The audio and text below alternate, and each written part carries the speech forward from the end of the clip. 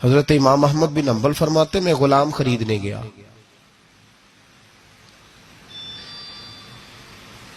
اس نے میرے ساتھ شرط رکھی کہ حضور آپ مجھے خرید کے لے جانے ہیں، میری شرط یہ ہے کہ میں دن کو آپ کی ڈیوٹی کروں گا، رات کو نہیں کروں گا۔ فرماتے میں لے آیا، گھر لا کے میں نے پوچھا تیرا نام کیا ہے؟ کہنے لگا حضور غلاموں کا نام نہیں ہوتا۔ کھائے گا کیا؟ حضور غلاموں کی چاہت نہیں ہوتی، جس نام سے پکارو گے آ جاؤں گا، جو دو گے کھا لوں گا۔ کہا کس کمرے میں رہو گے؟ کہا حضور غلاموں کے نخرے نہیں ہوتے۔ کہتے میں نے کہا پھر بھی یہ کمرے ہیں پسند کر لو۔ ایک ٹوٹا پھوٹا سا کمرہ اس نے پسند کر لیا۔ امام احمد بن حنبل فرماتے ہیں میں اسے کام بتاتا پر اتنی محنت سے کرتا کہ کمال کر دیتا، میرے اشارے سمجھتا۔ ایک دن میں تہجد کے وقت اٹھا، اس کے کمرے میں گیا تو وہ توبہ توبہ پکار رہا تھا۔ سنو ولیوں کی توبہ۔ فرماتے اس کے کمرے سے چیخنے کی، یا اللہ معاف کر دے، یا اللہ معاف کر دے، اللہ معافی دے دے، تڑپ رہا ہے، رو رہا ہے۔ اور امام احمد بن حنبل فرماتے ہیں حال یہ ہے کہ اس کے کمرے سے لے کر آسمان تک نور ہی نور پھیلا ہوا ہے، نور ہی نور، اور وہ روتا ہے یا اللہ معاف کر دے، یا اللہ معاف کر دے۔ فرماتے میں سوچنے لگا معافی کس چیز کی مانگ رہا ہے؟ فرماتے وہ خود ہی بولا، اور معافی دیکھو بھائی، توبہ دیکھو اللہ والوں کی۔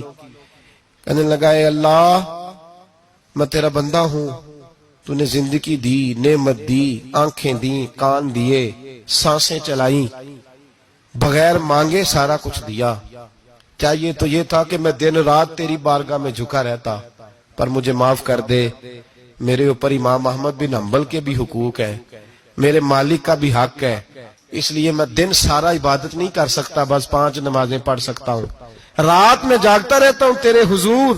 اللہ وہ جو سارا دن میں عبادت نہیں نہ کر پاتا مجھے معاف کر دے، خدایا میری غلطی معاف کر دے، اللہ مجھے بخش دے۔ اور راتی ساری کر کر زاری، نیند اکھاں تھی توندے، فجر ہوئی گناہگار کا آون، سب تو نہیں۔ یا اللہ چاہیے تھا میں 24 گھنٹے سجدے کرتا، بخش دے، یہ میری خطا معاف کر دے۔ ساون کی کالی راتوں میں جب بوندا باندی ہوتی ہے، وہ راتوں کو اٹھ اٹھ روتے، جب خلقت ساری سوتی ہے۔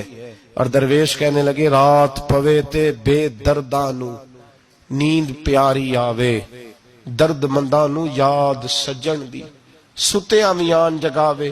یا اللہ معاف کر دے، میں سارا دن سجدے نہیں کر پاتا، سارا دن لمبی نہ، معافی دے دے، یہ توبہ ہے اللہ والوں کی۔ امام احمد بن حنبل فرماتے ہیں فجر کے وقت وہ میرے ساتھ مسجد گیا، میں نے اس کا چہرہ دیکھا، میں اس کو کونے میں لے گیا، میں نے کہا جا تو اللہ کی رضا کے لیے آزاد ہے، جا میں اپنے حق معاف کرتا ہوں، مکان تیرے پاس رہے گا، کھانا تجھے ملے گا، تو آزاد ہے۔ اس نے کہا حضور ہوا کیا؟ ہوا کیا؟ ہماری تو خواہش ہے نا کہ بندہ اس وقت ملنے آئے جب میں تسبیح پڑھ رہا ہوں، کوئی اس وقت گھر پہنچے جب میں سجدے میں ہوں، لوگوں کو پتا چلے بڑا نیک ہے، بڑا نمازی ہے۔ اس وقت کسی کی نظر پڑے جب میں بالکل قرآن پاک پہ بیٹھا ہوں۔ فرماتے ہیں جب میں نے کہا نا تو آزاد ہے، تو کہنے لگا حضور کیا ہوا؟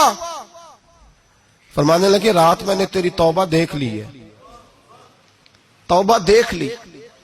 امام صاحب فرماتے وہ پھر تڑپ کے رویا، سجدے میں سر رکھا، تو نے یہ کیا عجب کیا، مجھ کو بھی فاش کر دیا، میں ہی تو ایک راز تھا سینہ کائنات میں سراپا مخزن راز تھا، میں رہا تھا مدتوں راز میں، یہ تیرا شوق کے دید کشاں کشاں مجھے بھی کھینچ لایا مجاز میں۔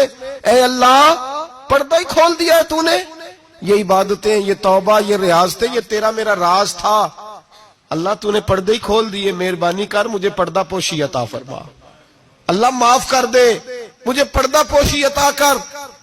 حضرت امام احمد بن حنبل فرماتے ہیں سجدے میں اس نے بلند آواز سے اللہ اکبر کہا، پھر وہ گرا، اس کی روح پرواز کر گئی، پرواز کر گئی، چلا گیا، رخصت ہو گیا۔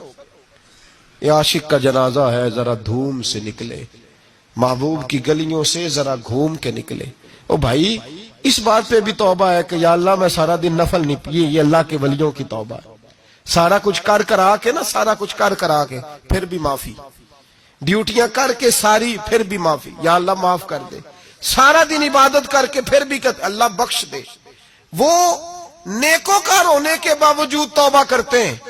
یہاں گناہگار ڈٹے ہوئے، ڈٹ گئے. توبہ بندے کو اللہ کے قریب کر دیتی ہے.